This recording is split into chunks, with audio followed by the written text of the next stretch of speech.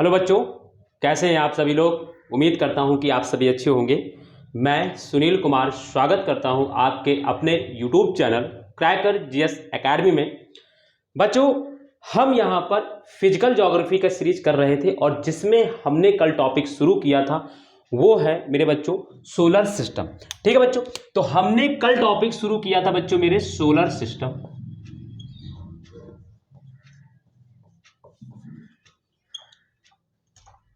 यानी अगर हिंदी में बात करें तो सौर मंडल।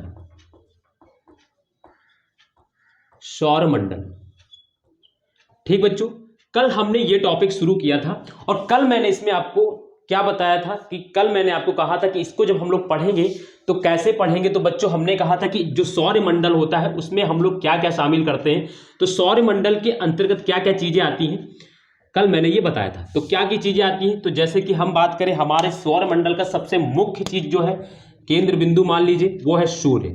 इंपॉर्टेंट है सूर्य। फिर इसके अंतर्गत जो बच्चे होते हैं वो हमारे जो 8 ग्रह हैं, जो आज 8 माने जाते हैं, पहले 9 माने जाते थे, तो अगर हम उसको भी जोड़ लें 9 को तो 9 ग्रह मान लीजिए। ठीक है, यानी है तो वैसे 8 ही ग्रह। ठीक है, फिर इस तरीके से अगर हम बात करें तो हमारे जो सौर मंडल में 472 उपग्रह हैं। ठीक है, फिर इसी तरीके से हमारे पास क्षुद्र ग्रह कुछ होते हैं।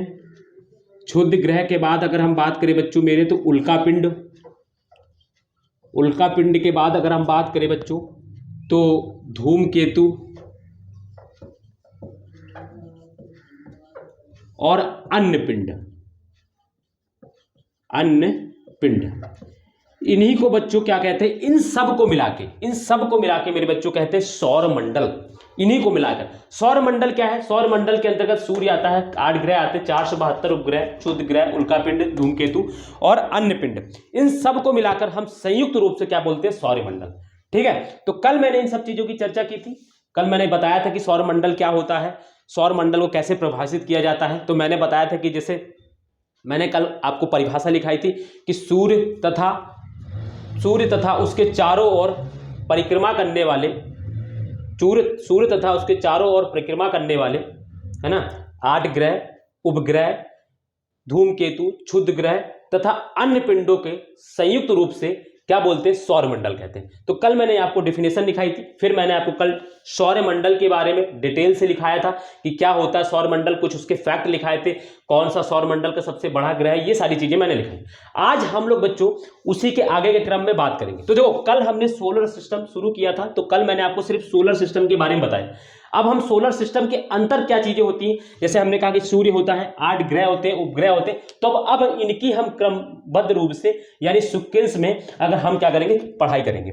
तो सबसे पहले हम आज जो पढ़ाने जा रहे हैं बच्चों, जो है आज हम जिसके बारे में पढ़ेंगे वो है सूर्य, यानी सन जिसको कहते हैं, सन के बारे में आज हम लोग पढ़ेंगे। ठीक है, तो सबसे पहले आज हम लोग बच्चों पढ़ेंगे सन के बारे में। ठीक है बच्चों मेरे, तो जो भी बच्चे नए हैं वो कल की क्लास जरूर देखें, आपको बहुत अच्छी चीजें समझ में आएंगी और बहुत ही क्लियरली चीजें मैंने लिखाई हैं, खुद से मैं सेल्फ नोट्स बनवाता हूं आपके। तो हमारी क्लास के दौरान बस आपको बच्चों इतना ही ध्यान रखना है कि क्लास में आके बैठना है, तो बस एक पेन कॉपी ले लेना है, अपनी एक अलग से एक कॉपी बना ले जिसमें आप ज्योग्राफी की चीजें लिख पाएं, और यहीं पर क्लास के दौरान ही मैं चीजें लिखाता हूं, आपको चीजें क्लास के दौरान ही लिखते चलना है, आपका सारा नोट्स बन जाएगा। ठीक है, एक एक टॉपिक का एक एक चीज टॉप बन जाएगा और सीक्वेंस बन जाएगा, आप कभी भी आपको कुछ चीज की दिक्कत नहीं होगी। ठीक है, बस आपको कंसंट्रेशन की थोड़ी जरूरत होगी। और हाँ, जो भी डायग्राम मैं यहाँ बनवाऊंगा उसको भी आप साथ साथ डायग्राम बनाते चलिएगा। आपके पास तो ऑप्शन भी होता है बच्चों कि आप मान लीजिए मेरी स्पीड तेज है तो आप पॉज करके रिकॉर्डेड क्लास देखेंगे तो पॉज करके आप क्या कर सकते हैं, उसको लिख ले फिर बाद आगे चालू करें, या पहली बार में क्या करें समझ ले, दोबारा स्पीड बढ़ाकर उसका नोट्स बना ले, जो भी आपको सुविधाजनक लगे वो आप अपने अकॉर्डिंग कर लें। ठीक है बच्चों, तो चलिए आज हम बच्चों शुरू करने जा रहे हैं सूर्य के बारे में। देखो मैं अब आपको थोड़ा सा चीजें समझाऊंगा, चीजें को लेके चलूंगा, सारी चीजें रहेंगी, आपको प्रॉब्लम बिल्कुल नहीं होगी, एक एक चीज लिखते चलेंगे, एक एक चीज को समझते चलेंगे। चलिए बच्चों, तो हम लोग बात करेंगे आज सूर्य के बारे में। ठीक है, और आज इतना प्यारा सा मैं आपको डायग्राम बनवाऊंगा बच्चों ना कि आप जीवन में कभी भी भूलेंगे नहीं कि क्या होता है सौरमंडल, और जितने अच्छे से मैं चीजें पढ़ाने वाला हूं। चलिए बच्चों, तो हम बात करने जा रहे हैं सन की। ठीक है, हम बात करने जा रहे हैं सन की, तो आप भी अपने कॉपी के में सन ठीक है। कल के लिए मैं आपको कहूं, कल के लिए आप एक पेज छोड़ दीजिए, ठीक है, कल के लिए आप एक पेज छोड़ दीजिए, 1 से 1.5 पेज, एक है ना, 2 पेज छोड़ दीजिए, 2 पेज छोड़ दीजिए पूरा। जैसे ये पेज है, एक सेकंड बच्चों मैं दिखा दूं आपको, एक सेकंड। जैसे मान लीजिए ये पेज है, ठीक है, ये पेज का दोनों तरफ का ये छोड़ दीजिए, एक ये जो होता है इसका छोड़ दीजिए आप आराम से। इसके बाद अगले पेज से इसमें शुरू कर दीजिए, ठीक है। तो चलिए, तो हम बात करने जा रहे हैं बच्चों आज सन की। तो हम सन की जब हम बात करेंगे तो हमें जानना है कि सन क्या होता है, सन की संरचना क्या है, सन का हमारे सौर मंडल के लिए हमारे लिए क्या उपयोग है, ये सारी चीजें के बारे में आज हम चर्चा करेंगे, ठीक है। और एक एक पॉइंट को आप लोग मेरे साथ साथ नोट करते चलिएगा, बहुत इंपॉर्टेंट चीजें लिखा रहा हूं। आपके क्वेश्चंस यहां से भी आते हैं, और क्वेश्चंस कहां से, देखो मैं आपको एक चीज बता दूं, ये जो टॉपिक है यूपीएससी हो या यूपीपीसी, यहां से मेंस के क्वेश्चंस नहीं आते, यहां से मेंस के क्वेश्चंस नहीं आते बच्चों, ठीक है। मेंस के क्वेश्चन जो आते हैं वो है, जैसे कि आप बात करेंगे तो हम रेवोल्यूशन ऑफ अर्थ से आ जाता है, लेकिन यहां से नहीं आता। लेकिन यहां पर भी हम उतनी चीजें पढ़ लेंगे कि हमारा पीटी और मेंस में भी अगर कभी मान लो बाई चांस क्या मूड है किसी का, सिलेबस में है तो पूछ सकता है, पूछे तो हम आराम से कर सकें, ठीक है। तो चलिए देखो, सबसे पहले हमें, अब मैं कुछ चीजें लिखाते चलूंगा, फिर मैं आपको समझाते चलूंगा साथ साथ, तो आप चलिए मेरे साथ साथ लिखते चलिएगा। सूर्य हमारे सौर मंडल का, यानी हमारे सोलर सिस्टम का, सौर मंडल का यानी हमारे जो सोलर सिस्टम है, सोलर सिस्टम का जन्मदाता है। क्या बच्चा हुआ? जन्मदाता, ठीक है, जन्मदाता है, जो एक तारा है, जो एक तारा है, ठीक है। मैंने क्या लिखाया पहले पॉइंट में, फर्स्ट पॉइंट में मैंने लिखाया कि सूर्य हमारे सौर मंडल का जन्मदाता है, जो एक तारा है। यानी क्या है? सूर्य एक तारा है, इस चीज को भी याद रखना, एक ही लाइन में मैंने करा दिया, एक तारा, इसको भी याद रखिएगा। तो सूर्य क्या है? एक स्टार है, स्टार, ठीक है। सूर्य क्या है? एक स्टार है बच्चों, स्टार है यानी तारा है, ठीक है। तो सब मैंने एक पॉइंट लिखाया कि जन्मदाता, यहां पर देखें, यानी गॉड फादर कह लीजिए, ठीक है, गॉड फादर, ठीक है, जन्मदाता है। तो इसका मतलब क्या हुआ कि जो हमारे जो भी और भी जो पिंड बने सौर मंडल में, जैसे ग्रह हैं यानी प्लेनेट हैं, या उपग्रह हैं यानी सैटेलाइट हैं, जो भी क्षुद्र ग्रह हैं, मेट्रोलॉइस्ट हैं, ये भी जो जितनी भी चीजें ये जो हम देख रहे हैं धूमकेतु, ये सब कहीं ना कहीं सूर्य से ही निकले हैं। और इसलिए भी कहा जाता है क्योंकि ये जो, जैसे कि हमारा अर्थ है, हमारी अर्थ को जो एनर्जी और जो लाइट प्राप्त होती है वो कहां से प्राप्त होती है? सन से। तो जो देता है वो जन्मदाता हो जाता है, जो देता है वो देनदाता है ना। जैसे कि हम भगवान की पूजा करते हैं, क्यों? क्योंकि भगवान हम जो मानते हैं, जो चीजें हम मांगते हैं उनसे, जो हमारी इच्छाएं होती वो हमारी इच्छाओं की पूर्ति करते हैं, ऐसा हम लोग मानते हैं, ठीक है। तभी उनको हम भगवान, गॉड फादर या ईश्वर कहते हैं। इसी तरीके से कह लीजिए सन जो है सभी ग्रहों के लिए गॉड फादर या ईश्वर है या गॉड है, क्योंकि वो क्या कर रहा है? सभी ग्रहों को प्रकाश एवं ऊर्जा प्रदान करता है, इसीलिए इसको जन्मदाता कहा जाता है सौर मंडल का। बात क्लियरली है? थोड़ा सा आप लोग जोड़ करके देखेंगे। देखो, कोई भी इंसान जो हमारे जीवन में अहम भूमिका रखता है, जो हमें, मान लो हमारे जो माता पिता, वो हमारे लिए गॉड फादर है, क्योंकि वो हमारा खर्चा, हमारा खाना पीना सब हमको दे रहे हैं, तो हम उनके आश्रित हैं, वो हमारे गॉड फादर हैं, ठीक है। तो इसी तरीके से जो सन है, वो ग्रह, जितने भी सैटेलाइट या जितने भी प्लैनेट्स, जितने भी और भी जो पिंड है, उनका क्या है? गॉड फादर है, उनको क्या करता है? एनर्जी एंड लाइट प्रदान करता है, ठीक है। तो ये चीज आपको याद रखना। तो इसीलिए इसको क्या बोलते हैं? सौर मंडल का जन्मदाता। और हमने कहा है कि हमारा सौर मंडल मतलब क्या है? जो ये ब्रह्मांड है, इस ब्रह्मांड में कई सारे सौर मंडल, जैसे मैंने बताया था कि सेकंड क्लास में जब फिजिकल ज्योग्राफी की मैंने शुरू की थी, तब मैंने कहा था कि जो सौर मंडल है, ब्रह्मांड जो है अनुमानता 100 अरब गैलेक्सी यानी आकाश गंगाओं से मिलकर बना है, 100 अरब आकाश गंगाओं से मिलकर बना है। यानी एक आकाश गंगा में कई सौर मंडल होते हैं। और सोचो, जो हमारा ब्रह्मांड है उसमें तो 100 अरब आकाश गंगा है, तो यानी हमारा ब्रह्मांड बहुत बड़ा संकल्पना है, ठीक है। तो इसीलिए हमारे जो ब्रह्मांड है उसमें कई सौर मंडल है, लेकिन हमारा सौर मंडल क्या है? तो हमारा सौर मंडल, ये जितनी चीजें मैंने पीछे लिखाई वही है, ठीक है। तो ये क्लियरली चीज आ गई कि सूर्य को हमारे सूर्य को, जो सूर्य है उसको जन्मदाता क्यों कहा जाता है? मैंने आपको थोड़ा सा अपने जीवन में जो चीजें होती हैं उनको जोड़ के बताया, ठीक है, ताकि आपको हमेशा याद रहेगा, आप आराम से कहीं भी एक्सप्लेन कर पाएंगे चीजों को, ठीक है। तो ये हम इसका मतलब समझ गए। देखो यही चीजें हैं, मैं आपको जो चीजें लिखाऊंगा उसको बहुत अच्छे से समझाऊंगा, बहुत क्लियरली समझाऊंगा, आपको चीजें एकदम मजे से समझ में आ जाएंगी। ठीक बच्चों मेरे, चलते रहेंगे आगे हम और चलेंगे आगे चुटकू। चलो आगे हम बात करेंगे। देखो मैंने लिखा है कि सूर्य हमारे सौर मंडल का जन्मदाता है, जो एक तारा है, ठीक। देन इसके बाद अगर हम बात करें बच्चों, ठीक है, ठीक है, ठीक, ये बात आपको समझ में आ गई होगी। तो सूर्य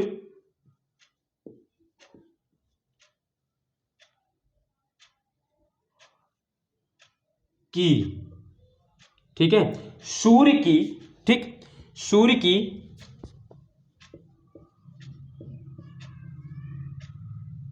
देखो ऐसे लिखो, रुक जाओ एक सेकंड, एक सेकंड, एक सेकंड, एक और पॉइंट में लिखा देता हूं, मैं सोच रहा था उसको मत लिखाऊं लेकिन लिखा देता हूं।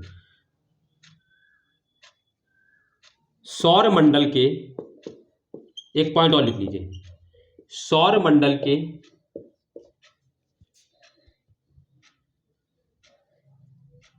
अन्नपिंड, अन्नपिंड,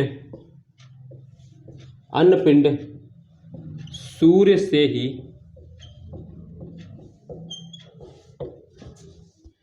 प्रकाश एवं ऊर्जा प्राप्त करते हैं। ठीक है, मैंने क्या लिखा है, सौर मंडल के अन्नपिंड, अन्नपिंड मतलब जो 8 ग्रह, 472 उपग्रह, धूल उल्का पिंड, क्षुद्र ग्रह, धूमकेतु, पुच्छल तारा, सब A to Z जितने भी हमारे सौर मंडल में, वो सभी क्या है, वो किससे प्रकाश और किससे ऊर्जा प्राप्त करते हैं? तो सूर्य से, सूर्य से यानी सन से। जो लाइट एवं जो एनर्जी जो उनको प्राप्त होती है वो किससे प्राप्त होती है मेरे बच्चों? तो वो सूर्य से। यही चीजें मैंने पीछे पढ़ाई थी, वही चीजें मैंने यहां लिखा दी, ठीक है। तो इतनी चीजें क्लियर है, पहले आपको ये चीजें मैं बता दूं,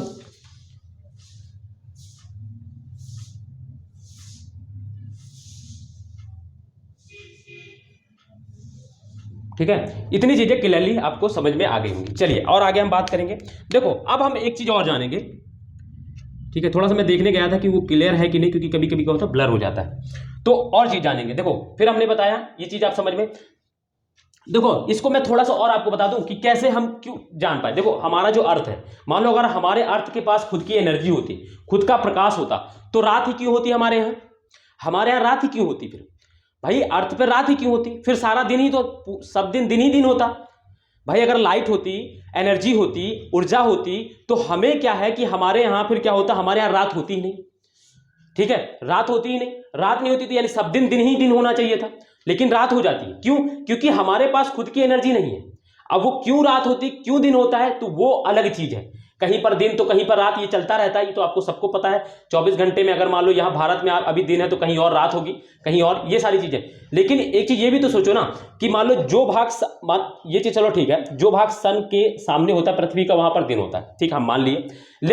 लेकिन अगर सोचो हमारी खुद की एनर्जी होती तो जो भाग हो ना हो उससे क्या फर्क पड़ता सन के सामने? भाई एनर्जी हमारी खुद की है तो सब जगह उजियाला ही उजियाला होना चाहिए था, लेकिन नहीं रहता ऐसा। क्यों? क्योंकि वही भाग हमारा दिन होता है जहां पर जो भाग सूर्य के सामने होता है। तो इसका मतलब है कि हमारी अपनी जो अर्थ है उसकी खुद की प्रकाश या खुद का ऊर्जा नहीं है। इसी वजह से क्या है, हमारे यहां दिन और रात होता है। थोड़ी सी जोड़ पाए ना चीजों को, ये ठीक है। तो ये चीजें अब हम बात करते हैं आगे, और देखो और आगे बात करते हैं। तो अब हम ये जानते हैं कि सूर्य की जो ऊर्जा है वो कहां से प्राप्त होता है? सूर्य की जो ऊर्जा है, भाई सूर्य को भी तो कहीं से ऊर्जा प्राप्त हो रहा है, तो हम ये जानते हैं। तो सूर्य की ऊर्जा का स्रोत उसके केंद्र में ओहो, एक सेकंड बच्चों, थोड़ा सा मुझे टाइम दीजिएगा।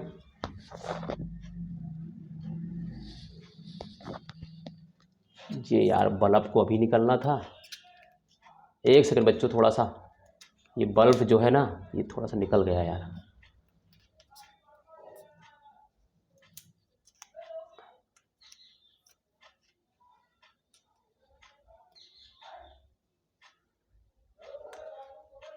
थोड़ा सा टाइम दीजिएगा बच्चों, थोड़ा सा बस मिनट।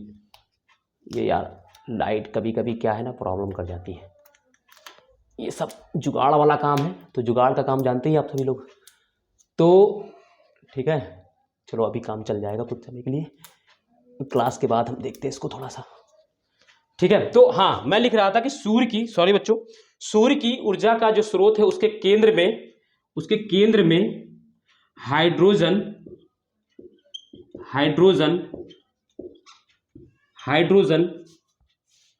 परमाणुओं का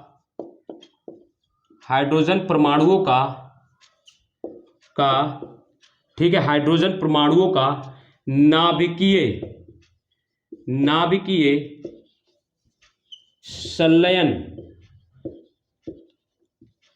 संलयन को बच्चों क्या बोलते हैं? संलयन को क्या बोलते हैं?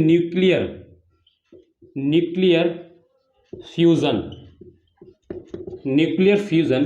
ठीक है, तो सूर्य की ऊर्जा का स्रोत उसके केंद्र में हाइड्रोजन परमाणुओं का नाभिकीय संलयन द्वारा हीलियम में बदलना है। हीलियम में बदलना है। ठीक है, सूर्य की ऊर्जा का स्रोत उसके केंद्र में हाइड्रोजन परमाणुओं का नाभिकीय संलयन द्वारा हीलियम में बदलना है। यानी सूर्य की जो ऊर्जा कैसे प्राप्त होती है, जो हाइड्रोजन के जो अणु है, जो परमाणु हैं, वो क्या करते हैं, वो हीलियम में कन्वर्ट होते हैं। अब ये कैसे कन्वर्ट होते हैं वो बच्चों हम लोग यहां नहीं जानेंगे। क्यों? क्योंकि वो साइंस का विषय हो जाएगा, फिर हम लोग वहां पर जाएंगे तो हम लोग अपने सब्जेक्ट से डाइवर्ट हो जाएंगे और बहुत ज्यादा समय लगेगा। वैसे मैं समझा देता हूं, थोड़ा सा आपको बता दूं, दो हाइड्रोजन कन्वर्ट होकर एक हीलियम में कन्वर्ट होते हैं। अब ये कैसे होते हैं तो वो रासायनिक क्रिया होती है बच्चों, उसको हम लोग नहीं पढ़ेंगे यहां पर। लेकिन आप जो ये जान लीजिए कि जो सूर्य की ऊर्जा है, सूर्य को ऊर्जा कैसे प्राप्त होती है, तो उसमें क्या होते हैं, हाइड्रोजन के अणु होते हैं, और वो क्या होते हैं, हाइड्रोजन के अणु जो है वो न्यूक्लियर फ्यूजन के माध्यम से हीलियम में परिवर्तित हो जाते हैं, जिसकी वजह से वहां पे बहुत ज्यादा एनर्जी कन्वर्ट होती है, बहुत ज्यादा एनर्जी उसको प्राप्त हो जाती है, बहुत ज्यादा ऊर्जा उसको प्राप्त होती है। ठीक है, तो आपने ये जान लिया कि सूर्य को ऊर्जा कैसे प्राप्त होती है। तो उसके जो अणु होते हैं, उसके जो परमाणु होते हैं, भाई देखो, अर्थ पर कोई भी बॉडी है, उसमें कुछ ना परमाणु हाइड्रोजन में, सॉरी, कोई ना कोई परमाणु और अणु हो गई होंगे। अब वो चाहे हाइड्रोजन है, हीलियम है, कुछ भी हो, इलेक्ट्रॉन, प्रोटॉन, न्यूट्रॉन हो गई। ठीक है, कोई भी बॉडी हो तो उसमें होते हैं। इसी तरीके इसमें क्या होते हैं, हाइड्रोजन होते हैं। हाइड्रोजन क्या होते हैं, हाइड्रोजन कन्वर्ट हो जाते हैं किसमें, न्यूक्लियर फिजन के माध्यम से हीलियम में, और इससे क्या होते हैं, बहुत सारी एनर्जी निकलती है।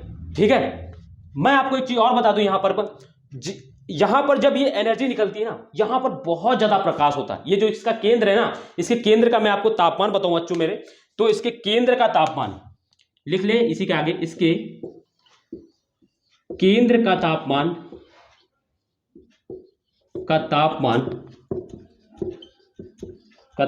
लगभग लिख रहा हूं मैं, ठीक है, लगभग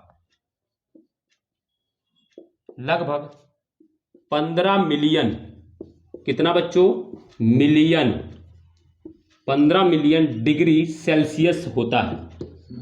15 मिलियन डिग्री सेल्सियस होता है। कितना तापमान, 15 मिलियन डिग्री। मान लो, पता कितना, अगर इसमें आप अपनी उंगली तुरंत डाले और तुरंत निकाले तो भी आपकी उंगली गायब हो जाएगी। तुरंत डाले तुरंत निकाले, इतना ज्यादा तापमान। लोहा डाल दे, लोहा तुरंत डाले और लोहा तुरंत निकाले, तुरंत पिघल जाएगा, इतना ज्यादा तापमान होता है। ठीक है, तो ठीक है, इसके केंद्र का था। और मगर ये समझो, ये किसका तापमान बता रहा हूं मैं, याद रखना है। अभी मैं इसकी संरचना पे बात करूंगा तो थोड़ा समझ लो। ये जो मैं बात कर रहा हूं, इसके केंद्र की बात कर रहा हूं, इसके केंद्र की बात कर रहा हूं।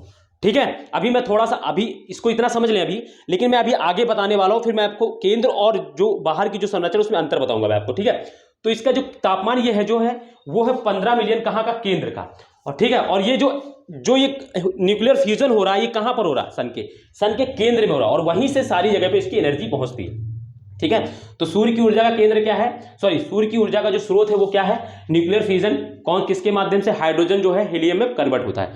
ठीक है, देखो इसीलिए जो है मैं आपको थोड़ा सा और बता दूं, इसीलिए जो पूरा विश्व है वो न्यूक्लियर फिजन के से एनर्जी बनाना चाह रहा है। क्यों, न्यूक्लियर फिजन से एक तो बात ये होती है बच्चों, बहुत ज्यादा एनर्जी यहां से निकलती है, मतलब बनती है। ठीक है, और दूसरी चीज, जो यहां से जो एनर्जी बनती है ना, उससे कोई भी पर्यावरणीय नुकसान नहीं होता, यानी किसी तरीके का कोई अपशिष्ट नहीं निकलता, किसी तरीके कोई मतलब कह ली कि हमारे जो एनवायरनमेंट के लिए जो हार्मफुल होता है उस तरह की कोई भी गैस नहीं निकलती।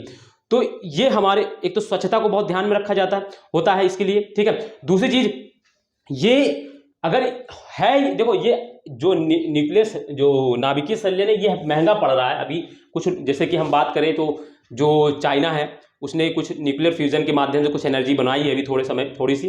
ठीक है, तो इस तरीके से ये क्या हो रहा है, हमारा विश्व भी चाह रहा है कि हम न्यूक्लियर फ्यूजन के माध्यम से एनर्जी बनाएं, क्योंकि वहां से जितनी एनर्जी हमें चाहिए उतनी एनर्जी हम वहां से ले सकते हैं। कम, बहुत ज्यादा एनर्जी यहां से न्यूक्लियर फ्यूजन से बनती है। ठीक है, थोड़े से अणु से बहुत ज्यादा एनर्जी, लेकिन वो बहुत महंगा खर्च है और अभी हम लोग सक्सेस भी नहीं हो पाए सब लोग, तो अभी काम चल रहा है इस पर।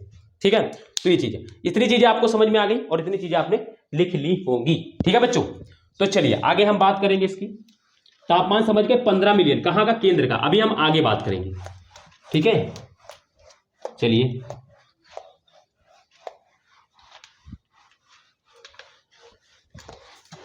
देखो पढ़ाई करते समय बस ऐसे ही आपको थोड़ा सा ध्यान, देखो मेरे पास वही बच्चे रुकेंगे जो वास्तव में मेहनत करना जानते हैं। जो पीपीटी कलेक्टर होंगे या जो भी वैसे बच्चे होंगे वो मेरे पास रुक ही नहीं पाएंगे। रीजन यही है कि मैं पीपीटी देता ही नहीं हूँ, बहुत कम रेयर केस होता है मैं पीपीटी देता हूँ, जब फैक्ट देना हो बच्चों को तो मैं पीपीटी देता हूँ, अदरवाइज मैं पीपीटी नहीं देता। ठीक है, खुद आइए पढ़िए आराम से आपका नोट तैयार होगा, आपको चीजें समझ में आएंगी। ठीक है, चलिए अब हम बात करते हैं सूर्य की संरचना के बारे में, थोड़ा सा बात कर लेते हैं। सूर्य की संरचना, हेडिंग डालेंगे सूर्य की संरचना। ठीक है, थोड़ा सा जान लेते हैं इसके बारे में। चलिए, आप सूर्य के बारे में तो मैंने थोड़ा बता लिया, जितना इंपॉर्टेंट हमारे पेपर के इंपॉर्टेंस है, और मैंने थोड़ा ज़्यादा ही बताया, लेकिन आप थोड़ी संरचना के बारे में जानते हैं क्योंकि कभी पूछ लिया जाता है।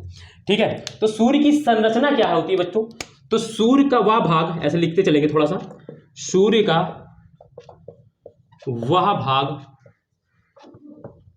भाग जो हमें दिखाई देता है, सूर्य का वह भाग जो हमें दिखाई देता है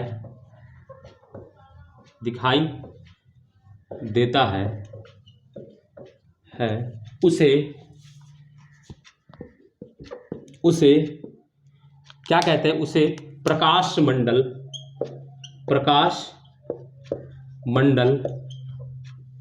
या फोटोस्फीयर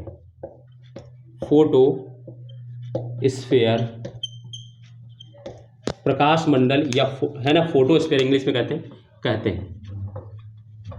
ठीक है, इसको समझो, ये सूर्य की संरचना में हमने पॉइंट आपको लिखाया, सूर्य का वह भाग जो हमें दिखाई देता है उसे प्रकाश मंडल कहते हैं। हमने 2 बार दिखाई देता लिख दिया, सूर्य का वह भाग जो हमें दिखाई देता है उसे प्रकाश मंडल। अब दिखाई देता मतलब हमारी आंखों से दिखाई देता, हमने आंखें नहीं लिखी भाई, हम देखते किससे, आंखों से देखते ना, मुंह से तो देखते नहीं है, आंखों से देखते हैं। तो हम देखा, अब आंखें लिखे हम या ना लिखे कोई मतलब नहीं है भाई, सूर्य का वह भाग जो हमें दिखाई देता, भाई हम देखते हैं किससे देखते हैं, आंखों से देखते हैं, मुंह से तो देखते नहीं है, कान से सुनते हैं, तो जो काम है वो करते हैं। अब हम यहाँ पर आंख लिखे ना लिखे कोई मतलब नहीं है, हमारे दिखने का सेंस तो हम जानते देखते हैं आंखों से।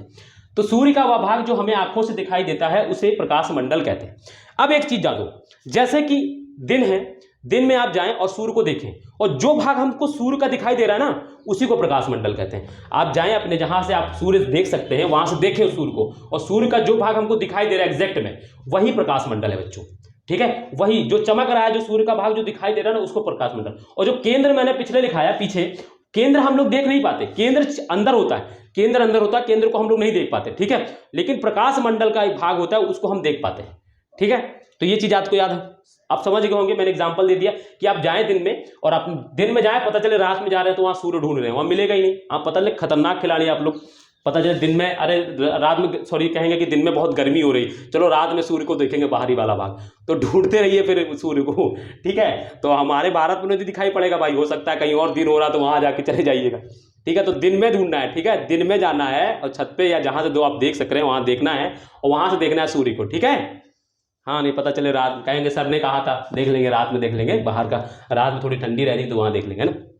तो ऐसा ना करें, दिन में देखने जाएं, ठीक है, क्योंकि सूर्य हमें दिन में ही दिखाई पड़ेगा, ठीक है। तो जो दिखाई देता है भाग ना वही होता है प्रकाश मंडल। इसमें एक चीज और लिख लें, इसका तापमान, ठीक है, इसका तापमान किसका, प्रकाश मंडल का, ठीक है। प्रकाश मंडल का जो तापमान होता है वो कितना होता है, इसका जो तापमान होता है वो होता है 6000 डिग्री सेल्सियस, 6000 डिग्री सेल्सियस इसका होता है, इसका जो तापमान होता है वो होता है 6000 डिग्री सेल्सियस, ठीक है, ठीक है। कितना तापमान होता है, 6000 डिग्री सेल्सियस, 6000 डिग्री सेल्सियस, ठीक है। कितना, 6000, बहुत, इतना भी बहुत ज्यादा होता है, ठीक है, ये भी बहुत ज्यादा तापमान होता है। और तुम सोचो हम लोग जो क्या कहते हैं, जो सैटेलाइट भेजते हैं, जो नेचुरल जो सैटेलाइट हम लोग आर्टिफिशियल जो हम लोग सैटेलाइट भेजते हैं यहाँ से, कृत्रिम जो उपग्रह भेजते हैं, जैसे जो हमने अपने भारत में जो हम लोग ने आदित्य उपग्रह जो हम लोग भेजने, है ना, तो आदित्य उपग्रह किस लिए, सूर्य के लिए भेजा था, क्योंकि सूर्य का नाम आदित्य भी है। तो हम लोग जब सोचो ये कोई उपग्रह भेजेंगे तो अगर सूर्य के बाहरी लेयर पे, क्योंकि हम इसके पास बाहरी लेयर पे भेजेंगे तो इसके बाहरी लेयर का ही तो तापमान, प्रकाश मंडल कौन सा है, बाहरी भी लेयर है जो हमको दिखाई दे रहा है वही है। और अगर मान लो हमको कोई सैटेलाइट भेजना है तो हमको वो सैटेलाइट कितना भेजना, कैसा बना के भेजना पड़ेगा, ऐसा बना के भेजना पड़ेगा कि वो सूर्य के जो 6000 डिग्री सेल्सियस के जो तापमान उसको झेल सके, उस एलिमेंट से बना के भेजना पड़ेगा। अदरवाइज वो क्या होगा, जल के वहीं खत्म ही हो जाएगा, जल के खत्म हो जाएगा, झेल ही नहीं पाएगा तापमान। तो हमें ऐसे एलिमेंट को लगाना पड़ेगा उस सैटेलाइट में जो क्या कर सके, जो सूर्य के 6000 डिग्री सेल्सियस तापमान को झेल सके, ठीक है। इसीलिए पहले जो सैटेलाइट भेजे गए थे सूर्य के ऊपर वो क्या हुए थे, वो सफल नहीं हो पाए थे। लेकिन बाद में जब पता चला कि इसका तापमान देखो, और ये भी जान लो, ये नहीं गए कि हम वहां लेके गए थर्मामीटर जो वो टेम्परेचर नापने वाला और हम गए वहां लगा दिए सूर्य के मुंह में और हमने देख लिया अरे 6000 डिग्री सेल्सियस। बच्चों ये अनुमानता माना जाता है, ठीक है। पता चले केंद्र में गए और हमने थर्मामीटर लगा दिया और देखा कि अरे ये तो 15 मिलियन डिग्री सेल्सियस तापमान है, तो ऐसा नहीं है। हम अनुमान लगा के सारी चीजें करते हैं, ठीक है, ये चीज याद रखना है, ठीक है। हाँ, नहीं तो पता चले जो गए वहां फिर वो वापस ही नहीं आ रहे, ठीक है, ताप नापने गए। तो सूर्य का वह भाग जो हमें दिखाई देता है उसे प्रकाश मंडल कहते हैं, इसका तापमान 6000 डिग्री सेल्सियस होता है। क्लियर ही है, यानी जो भाग हमें दिखाई दे रहा है ना, जो चमक रहा है, उसका तापमान कितना होता है, 6000 डिग्री सेल्सियस, ठीक है। चलिए आगे हम बात करेंगे।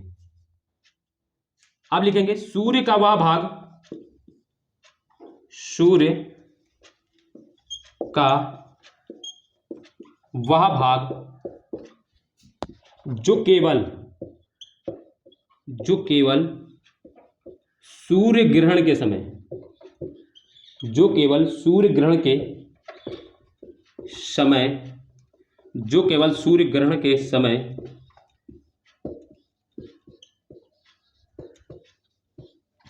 दिखाई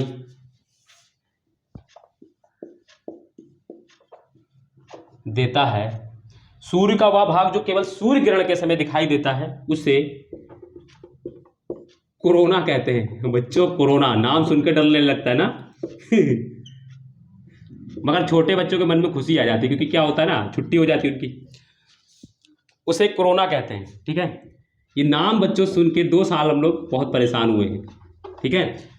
ये कोरोना है, ये क्या होता है बच्चों, ये सूर्य ग्रहण के समय दिखाई देता है। देखो इसको समझो पहले, मैं फिर आपको थोड़ा सा बताऊंगा। देखो मैंने लिखा है कि सूर्य का वह भाग जो केवल सूर्य ग्रहण के समय दिखाई देता है उसे कोरोना कहते हैं। अब ऐसा भी नहीं है कि बच्चों हम लोग सूर्य ग्रहण लगे और हम लोग सूर्य को देख रहे हैं और वो हमको ऐसे ही नीचे दिख रहा है, नहीं। ये सब काम कैसे दिखता है, ये जब हम लोग दूरबीन से देखते हैं। तो दूरबीन से क्या होता है, सूर्य का जो बाहरी भाग, जैसे कि ये सूर्य है बच्चों, ठीक है। तो अब सूर्य ग्रहण लगा तो इसके बाहरी वाला जो लेयर होता है ना, ये जो लेयर होता है ना, ये यहाँ पर एक लेयर दिखाई पड़ती है जहां पर सूर्य ग्रहण के, ठीक है, जो हल्का हल्का चमकता रहता है। जब आप उसको क्या कहते हैं दूरबीन से देखेंगे तो पूरा तो ब्लैक होगा सूर्य, और लेकिन इसका बाहरी वाला जो भाग है वो ऐसे चमकता रहता है। ये जो हमने दिखा रहे हैं ना, ये वाला भाग, इसको बोलते हैं कोरोना बच्चों। ये केवल सूर्य ग्रहण के समय ही हमको दिखाई पड़ता है, ठीक है, ठीक है। देखो ऐसा भी नहीं कि जब प्रकाश मंडल यानी जब समान दिनों में ये नहीं रहता है। क्यों? क्योंकि भाई समान दिनों में हम ये पूरा भाग देख पाते हैं, लेकिन स्पेशली ये वाला भाग जो है, ये बाहरी भाग, इसी को कोरोना बोलते हैं, लेकिन ये हम स्पेशली कब देख पाते हैं? जब सूर्य ग्रहण होता है। क्यों? क्योंकि बाकी भाग तो सूर्य ग्रहण का वो ग्रहण की वजह से क्या होता है, छिप जाता है, और बाहरी भाग सिर्फ चमकता रहता है, तो इसीलिए इसको कोरोना बोलते हैं। ठीक है, इसको कोरोना बोलते हैं। तो कोरोना कौन सा भाग होता है? सूर्य का वह भाग जो केवल सूर्य ग्रहण के समय दिखाई देता है, उसे कोरोना कहते हैं, और ये बाहरी भाग होता है सूर्य का। ठीक है, और ये दिखता कैसे? देखो ये ऐसा भी नहीं, देखो ये ऐसा भी नहीं कि हम लोग नॉर्मल सूर्य ग्रहण पड़ा और हम लोग आंखों से देख रहे हैं उसको, सूर्य ग्रहण को नहीं दिखाई पड़ेगा। ये बच्चों दूरबीन से देखा जाता है। इसको दूरबीन से जब देखते हैं ये, ठीक है, तब ये हमको टेलीस्कोप से जब हम देखते हैं तब हमको दिखाई पड़ता है कि हाँ ये बाहरी भाग इसका चमक रहा है। ठीक है, और देखो कोरोना कितना खतरनाक शब्द है। कोरोना हमारे जीवन में, हम कोरोना जब आया था तब उसने हमारे जीवन पे ग्रहण लगा दिया था, और यहां पर देखो, यहां पर भी सूर्य के जीवन पे ग्रहण लगा दिया। ठीक है, यहां पर भी जब ग्रहण लगा, देखो यहां हमें कष्ट हो रहा है, यहां सूर्य को कष्ट हो रहा है। ठीक है, नहीं कहा जाता है बच्चों की मतलब कहानियां होती कि कहा जाता है कि बाहर ना निकलो, सूर्य मतलब जैसे कि हम लोग के यहाँ जब जैसे ग्रहण वहण पड़ता है तो खाना भी नहीं बनाया जाता है, और ना तो कुछ है ना, ठीक है ना, चीज़ें आप बाहर नहीं निकल सकते हैं। ये सब चीज़ें क्या होती है, अब हमें नज़रबंद किया जा रहा है, कुल मिला कर लेना, हमारी इच्छाओं को दबा दिया जाता है, हम कुछ खा नहीं सकते। ठीक है, उस समय तक जब तक ग्रहण रहता है, तो ये क्या है, ये हमारे ऊपर कष्ट ही तो है। इसी तरीके से सूर्य के ऊपर ग्रहण के रूप में कष्ट पड़ता है। ठीक है, और ये कोरोना देश तो आया था हमारे जीवन में, इसने भी हमें कष्ट दिया था, नहीं दिया था? इसने हमें इतना कष्ट दिया था कि हम लोग 6 महीने बच्चों रूम से बाहर नहीं निकल पाए, घर से बाहर नहीं निकल पाए। ठीक है, तो ये कोरोना शब्द सुनकर ही बच्चों डर लगता है। लेकिन अब मैंने कहा कि छोटे बच्चों को खुशी आ जाती है, क्योंकि उनको स्कूल की छुट्टी हो जाएगी, आराम से घर में टीवी देखेंगे, खेले कूदेंगे, है ना। कुछ लोगों के लिए अच्छा है, कुछ लोगों के लिए बुरा है। अब छोटे बच्चे नहीं जानते कि क्या है, तो उनको लगता है कि नहीं ये तो मजेदार है, छुट्टी हो जाना चाहिए। लेकिन जो लोग, जिनकी जीवन यापन की बनवाई थी, जो हजारों लोग, लाखों लोग बच्चों इस कोरोना की वजह से बेघर हो गए, ठीक है, तो उनके लिए तो ये सब भी दोस्तों एकदम दुश्मन की तरह लगता है। ठीक है, तो आप लोग समझ गए कोरोना का। ठीक है, कोरोना समझ गए, तो ये हो गया कोरोना की बात। ठीक है, इतनी चीजें आप लोग क्लियरली समझ में आई कि नहीं आई, पहली चीज। अब देखो, अब कुछ चीजें मैं आपको बताता हूं, लेकिन आपको लिखना नहीं है। ठीक है, वो लिखना नहीं है। ठीक है, मैं आपको बात बता देता हूं।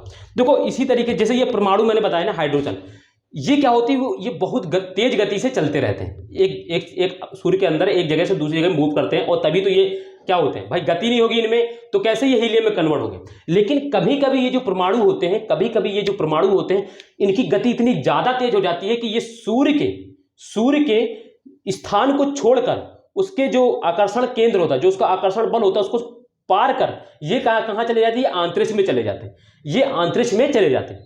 बात को मेरी समझिएगा, जो सूर्य होता है उस सूर्य में क्या होता है, मैंने बताया नाभिकीय संलयन होता है। हाइड्रोजन के जो परमाणु है वो नाभिकीय संलयन द्वारा हीलियम में कन्वर्ट होते हैं।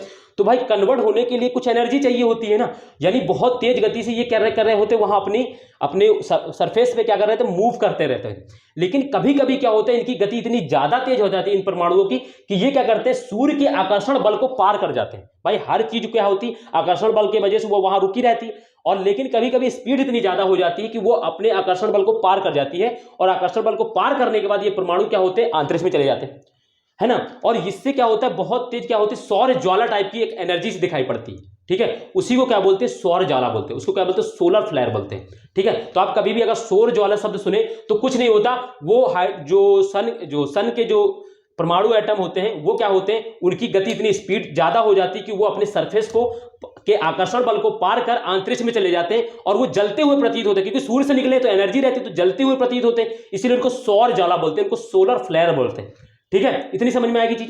देखो जैसे ये मैंने सन बनाया, अब इस सन में क्या होता है, मान लो ये इलेक्ट्रॉन प्रोटॉन इस तरीके से अणु जो है ये चल रहे हैं। ठीक है, चल रहे हैं, अभी इनकी खूब तेज मूविंग होती है। कभी कभी क्या होता है, ये जो मान लो इनकी इस वाले की स्पीड इतनी ज्यादा हो जाती है कि ये पार करके बाहर, ये मान लो अंतरिक्ष है, बाहर मान लो ये अंतरिक्ष है, ये पार करके अंतरिक्ष में आ जाएगा, है ना। अभी जब पार करेगा भाई, अब ये एनर्जी के फॉर्म में बहुत ज्यादा रहता है, तो ये जलता हुआ प्रतीत होता है, इसीलिए इसको सौर ज्वाला बोलते हैं। ठीक है, सौर ज्वाला बोलते हैं। ठीक है, सौर ज्वाला सब समझ में आ गया। लेकिन अब एक चीज यहां जानना है भाई, यहां से कोई अणु निकला है, तो यहां पर स्पेस खाली होगा, तो यहां पर क्या होता है, यहां पे सौर गड्ढे बन जाते हैं, सौर गड्ढे बन जाते हैं काले काले टाइप के। इसको बोलते हैं बच्चों क्या, सौर कलंक। सौर कलंक यानी सोलर स्पोर्ट बोलते हैं इसको, सोलर स्पोर्ट बोलते हैं इसको, सौर कलंक। ठीक है, तो सौर कलंक और सौर ज्वाला क्या होता है, जहां से जो परमाणु निकलता है वहां पे स्पेस खाली हो जाएगा, वहां पे स्पॉट होगा, और उस स्पॉट को क्या बोलेंगे, सौर कलंक बोलते हैं। ठीक है, और जो परमाणु निकलकर अंतरिक्ष में बाहर गया है, जलते हुए फॉर्म में जाता है, इसीलिए उसको सौर ज्वाला बोलते हैं। बस इतनी अजीब बात है, आपको चीजें समझ में आ गई होगी। ठीक है, और एक चीज ये भी जानना है, जो सौर कलंक होता है, जो स्पॉट होता है, इसका तापमान बहुत कितना होता है, 1500 डिग्री सेल्सियस होता है, 1500 डिग्री सेल्सियस। ठीक है, 1500 डिग्री सेल्सियस होता है। बस इतना सा है, आपको और कुछ नहीं लिखना। नहीं समझ गए, समझ तो गए होंगे आप आराम से। भाई यहां से कोई परमाणु निकलेगा तो उसका स्पेस तो खाली हो जाएगा ना। अब जब खाली होगा तो ये सौर कलंक इसको बोल दिया जाता है इसी को, और इसका तापमान 1500 डिग्री सेल्सियस होता है। ठीक है, तो ये चीजें, तो इतनी चीजें आपने लिख ली होंगी और इतनी चीजें आप समझ गए होंगे। अब आगे हम मूव करें, थोड़ा सा और फैक्ट आपको 2-3-4 फैक्ट दे दूंगा आपको इसको मैं। ठीक है, ताकि आप लोग, ठीक है, फिर हम लोग सूर्य की कहानी खत्म करें। चलिए, मैं कह रहा हूं पूरे यूट्यूब पर आपको अगर इतने डिटेल से कोई सूर्य को पढ़ाते हुए मिल जाए तो मुझे बताइएगा। ठीक है, मुझे बताइएगा, और इस तरीके से चीज़ें लिखाते हुए, चीज़ें समझाते हुए, इतनी, ठीक है, बहुत मेहनत लगती है बच्चों। बस थोड़ा सा आप लोग सपोर्ट करते रहिए बच्चों, वीडियो को लाइक कर दिया करें, कमेंट कर दिया करें। अगर चैनल को सब्सक्राइब नहीं किया बच्चों तो चैनल को सब्सक्राइब भी कर लें, और वीडियो को शेयर जरूर कर दें अपने दोस्तों को, जो भी आपके मित्र हैं, जानने वाले हैं, उन तक जरूर पहुंचाएं इस वीडियो को, ताकि और भी लोग जुड़े, और भी लोग देखें। तो मुझे थोड़ा सा ठीक है, तो मुझे लगता है कि हाँ, जैसे कल आप लोगों ने बहुत प्यार दिया बच्चों, तो इसी तरीके से आप लोग मेरे साथ सपोर्ट करते रहेंगे तो मुझे अच्छा लगता है। ठीक है, मैं लगता है कि नहीं, वाकई बच्चों मेरे लिए भी जिस तरीके मैं उनके लिए डेडिकेटेड हूं, उस तरीके से वो भी मेरे लिए मेहनत कर रहे हैं, तो मुझे और अच्छा सा मुझे लगता है कि नहीं, मैं भी और मेहनत करूं। तो मैं आपके लिए जितना हो मैं उतना मेहनत करूंगा, बस आपको थोड़ा सा सपोर्ट करना। ठीक है, तो चलिए अब हम आगे बात करते हैं। देखो, सूर्य से संबंधित कुछ मैं फैक्ट जान लो अब। ठीक है, तो सबसे पहले देखो ये जानो, सूर्य, देखो, पृथ्वी की सूर्य से न्यूनतम दूरी, ठीक है, पृथ्वी की, ऐसे डाल लो, या तो सूर्य की पृथ्वी से न्यूनतम दूरी, ऐसे डालो, पृथ्वी से न्यूनतम, है ना, सूर्य की, ऐसे डालो, हेडिंग पॉइंट ऐसे लिख लो आगे, सूर्य की पृथ्वी से न्यूनतम दूरी कितनी है, न्यूनतम दूरी कितनी है, कितनी है आप लोग अभी देखो, मैं दोनों फैक्ट दिखा दूं रहा हूं पहले, फिर आपको समझाऊंगा। न्यूनतम दूरी कितनी है, तो 14.70 करोड़ किलोमीटर। ठीक है, किलोमीटर में ही लिखना है। ठीक है, फिर सूर्य की पृथ्वी से अधिकतम दूरी, फिर लिखना है सूर्य की पृथ्वी से अधिकतम दूरी, अधिकतम दूरी कितनी है, तो ये है बच्चों मेरे, ये मेरे छुटकू, कितनी है, तो ये है 1571 करोड़ किलोमीटर। ठीक है, अब इसको समझो, मैंने दो शब्द इसमें लिखा है, एक तो सूर्य की पृथ्वी से न्यूनतम दूरी 14.70 करोड़ किलोमीटर, दूसरी मैंने लिखा है सूर्य की पृथ्वी से अधिकतम दूरी, यानी एक तो ये मिनिमम है और ये मैक्सिमम दूरी है। यानी अगर मिनिमम पृथ्वी कभी भी सूर्य के पास आएगी तो इतनी दूरी रहेगी, और कभी भी ज्यादा से ज्यादा दूर जाएगी तो इतनी दूरी तक जा सकती है। ये कब होता है, तो ये बच्चों में जब आपको रेवोल्यूशन ऑफ अर्थ, यानी अर्थ की गति, है ना, ठीक है, अर्थ का परिभ्रमण जब हम पढ़ाएंगे तो आपको मैं वहां पर बताऊंगा कि वहां पर दो स्थितियां बनती हैं, एक को अपसौर बोलते हैं, एक को उपसौर बोलते हैं। ठीक है, एक को अपसौर बोलते हैं, उपसौर, ये दोनों स्थितियां बनती हैं। इसको मैं जब आपको वहां पढ़ाऊंगा तब वहां पर चीजें समझ पे आएंगी। ठीक है, तो अभी के लिए मैं आपको कह दे रहा हूं कि सिर्फ आप ये फैक्ट याद कर लीजिए बच्चों, क्योंकि फिर मुझे यहां पर डायग्राम बनाना पड़ेगा, और फिर यहां पर उसकी नीड नहीं बच्चों ज्यादा। ठीक है, यहां पर अभी मैं आपसे बस इतना कह दूंगा बच्चों कि यहां पर आप सिर्फ इस फैक्ट को लिख लीजिए, आप याद कर लीजिए, लेकिन मैं आपको गारंटी दे रहा हूं आगे जब मैं रेवोल्यूशन ऑफ अर्थ पढ़ाऊंगा तब मैं आपको फैक्ट पढ़ाऊंगा, वहां पर मैं आपको डायग्राम बना के दिखाऊंगा कि अपसौर का क्या होता है, उपसौर क्या होती है।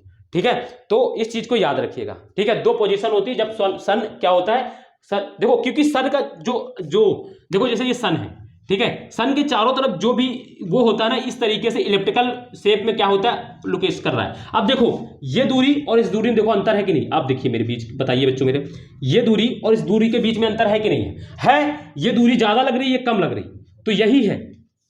ठीक है, लेकिन मैं यहां पर नहीं बताना चाह रहा क्योंकि यहां पर कोई मतलब नहीं हुआ बताने का, अभी समझ गए होंगे, इतने से काम चल गया आपका।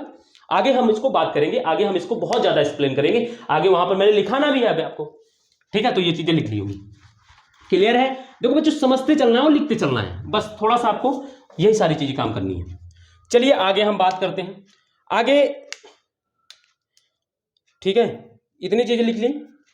फिर आगे थोड़ा सा रुके, एक सेकंड में आपको फैक्ट कुछ लिखा दूं, एक सेकंड। हाँ, एक फैक्ट और लिख लो, एक फैक्ट लिख लो। सूर्य के प्रकाश का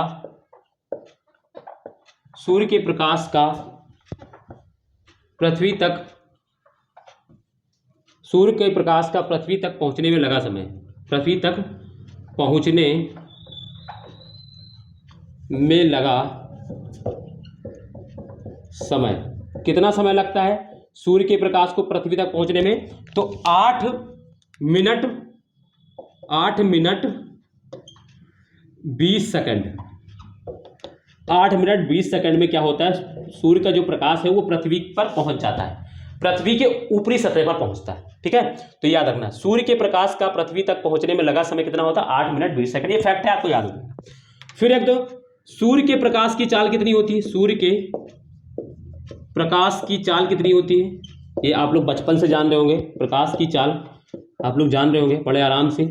तो कितना होता है बच्चों? 3.3 इंटू 10⁸ मीटर प्रति सेकंड होती है।